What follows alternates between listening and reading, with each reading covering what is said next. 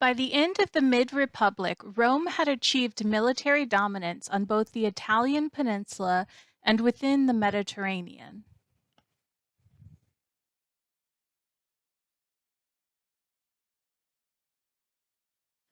The first Roman Republican wars were wars of both expansion and defense, aimed at protecting Rome from neighboring cities and nations, as well as establishing its territory in the region.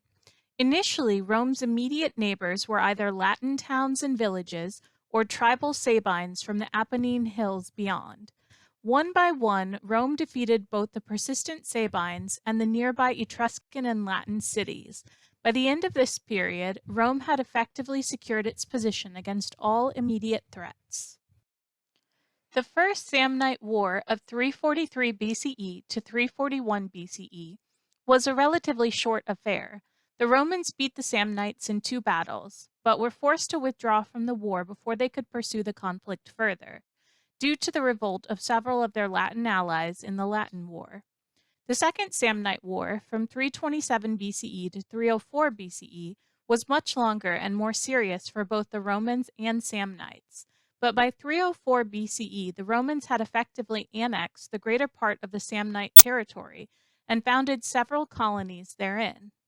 7 years after their defeat, with Roman dominance of the area seemingly assured, the Samnites rose again and defeated a Roman army in 298 BCE to open the Third Samnite War.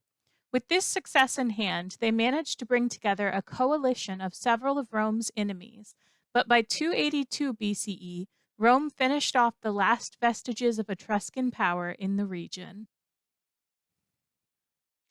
By the beginning of the 3rd century BCE, Rome had established itself as a major power on the Italian peninsula, but had not yet came into conflict with the dominant military powers in the Mediterranean basin at the time, the Carthage and Greek kingdoms. When a diplomatic dispute between Rome and a Greek colony erupted into a naval confrontation, the Greek colony appealed for military aid to Pyrrhus, ruler of the northwestern Greek kingdom of Epirus. Motivated by a personal desire for military accomplishment, Pyrrhus landed a Greek army of approximately 250,000 men on Italian soil in 280 BCE. Despite early victories, Pyrrhus found his position in Italy untenable.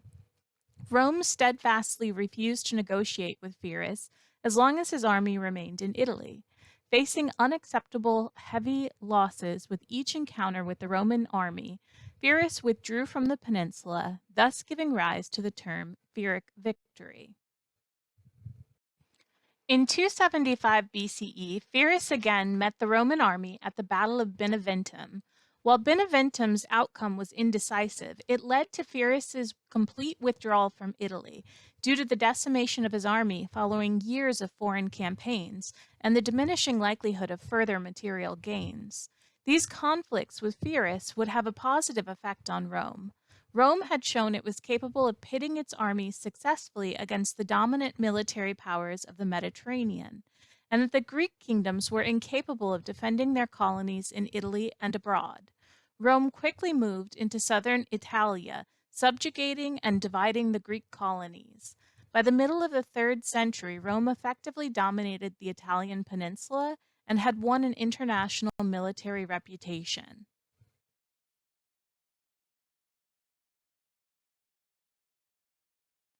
The First Punic War began in 264 BCE, when Rome and Carthage became interested in using settlements within Sicily to solve their own internal conflicts. The war saw land battles in Sicily early on, but focus soon shifted to naval battles around Sicily and Africa. Before the First Punic War, there was essentially no Roman navy. The new war in Sicily against Carthage, a great naval power, forced Rome to quickly build a fleet and train sailors.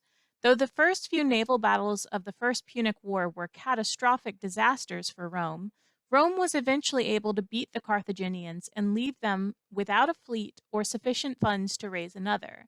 For a maritime power, the loss of Carthage's access to the Mediterranean stung financially and psychologically, leading the Carthaginians to sue for peace. Continuing distrust led to the renewal of hostilities in the Second Punic War, when in 218 BCE, Carthaginian commander Hannibal attacked a Spanish town with diplomatic ties to Rome. Hannibal then crossed the Italian Alps to invade Italy. Hannibal's success in Italy began immediately, but his brother, Hasdrubal, was defeated after he crossed the Alps on the Metaurus River. Unable to defeat Hannibal on Italian soil, the Romans boldly sent an army to Africa under Scipio Africanus with the intention of threatening the Carthaginian capital. As a result, Hannibal was recalled to Africa and defeated at the Battle of Zama. Carthage never managed to recover after the Second Punic War, and the Third Punic War that followed was in reality a simple punitive mission to raze the city of Carthage to the ground. Carthage was almost defenseless, and when besieged offered immediate surrender, conceding to a string of outrageous Roman demands. The Romans refused the surrender, and the city was stormed and completely destroyed after a short siege. Ultimately, all of Carthage's North African and Spanish territories were acquired by Rome.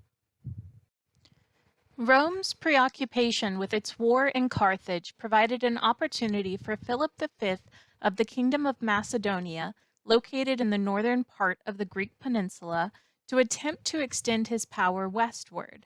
Over the next several decades, Rome clashed with Macedon to protect their Greek allies throughout the First, Second, and Third Macedonian Wars.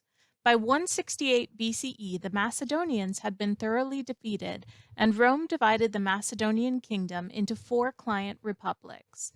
After a Fourth Macedonian War and nearly a century of constant crisis management in Greece, which almost always was a result of internal instability when Rome pulled out, Rome decided to divide Macedonia into 2 new Roman provinces, Achaia and Epirus.